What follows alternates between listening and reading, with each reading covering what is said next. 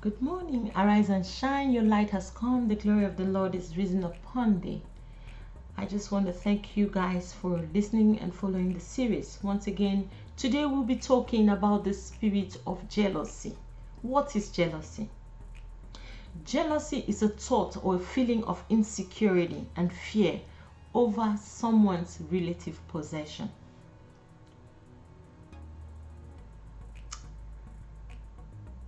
We have instances of jealousy in the Bible where we come across jealousy started actually in heaven from an angel called Lucifer. Lucifer was the bright and morning star. He was the king of music in heaven. But pride entered him and he wanted to be like God because he saw the sovereignty of God. And of course, a war broke up in heaven and he was cast out. And that is why we have whom we call Satan today. Fast forward from that scenario, we have another instance of jealousy between Cain and Abel in the Bible. Two brothers that one became so jealous because Abel had sacrificed an offering that went up to heaven. And you see, jealousy is a spirit because it starts as insecurity, graduates to envy, and murder is the thing that always crowns jealousy. It could kill a human and it could also destroy the character of a person. Cain, who could not sacrifice even an animal, did not have any problem slaying his brother out of jealousy. And that is why it's so important that we address jealousy as a spirit. We have another instance of jealousy where we come across Joseph and his brothers. When Joseph told his story of how he had wonderful dreams to his brothers, and they was like, you rule us?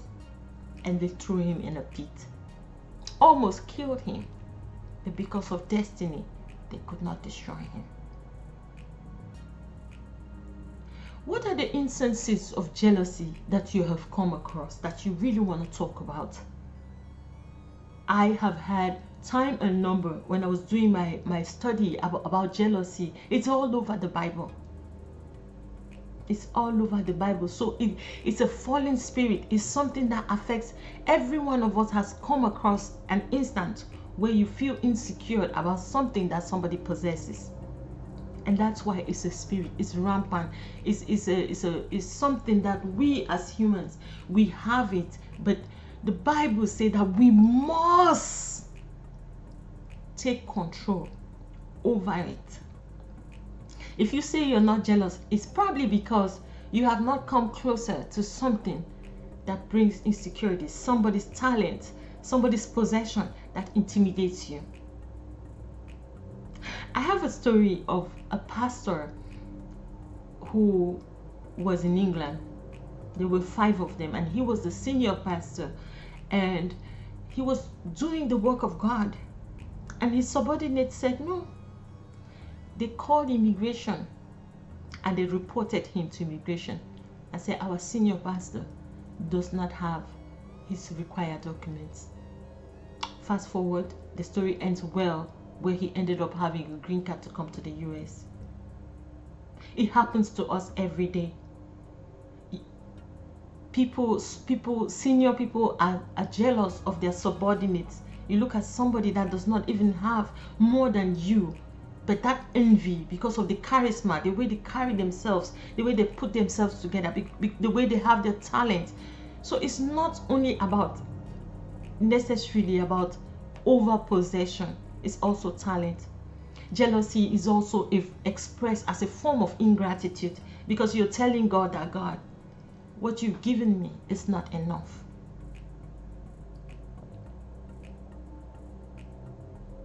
My dad, time and over, told me stories of how people struggled to make his life miserable at all positions in life where he worked.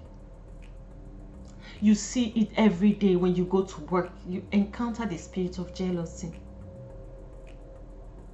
So today, how are we going to talk about overcoming the spirit of jealousy?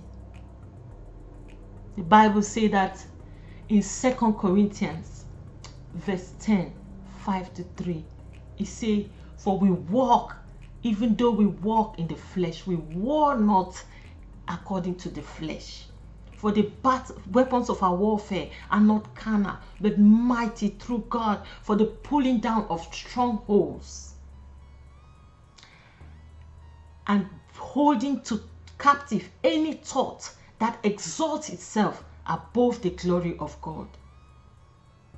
So we must hold every thought captive. Every thought, every time you see somebody trying to excel, you must say that, Father, I hold this thought to captive. God gave us the will, that He created everything, but gave us the power over our will. That is what we have control over. Say, Father, it's a conscious effort. 1 Peter 5 verse 8, it said that your enemy is lurking around, seeking whom he may devour. He's prowling around like a lion. So it will come, it will go. Somebody tells you, and again, it's rampant these days. Guys, you talk to somebody on the phone, and then they just go chills. You say, hey, guess what? I had this and that, and you see the chill. And this person, you're so sure that this person loves you, but they chill. They can't even continue the conversation because they can't stand the brightness of that light you're about to see. But then I will blame you because you are also Joseph. Because you are flaunting those things and it's causing jealousy. Some do it on purpose, some do it unknowingly. So we must learn to know, discern a spirit that you share things with. Because we talked about fear.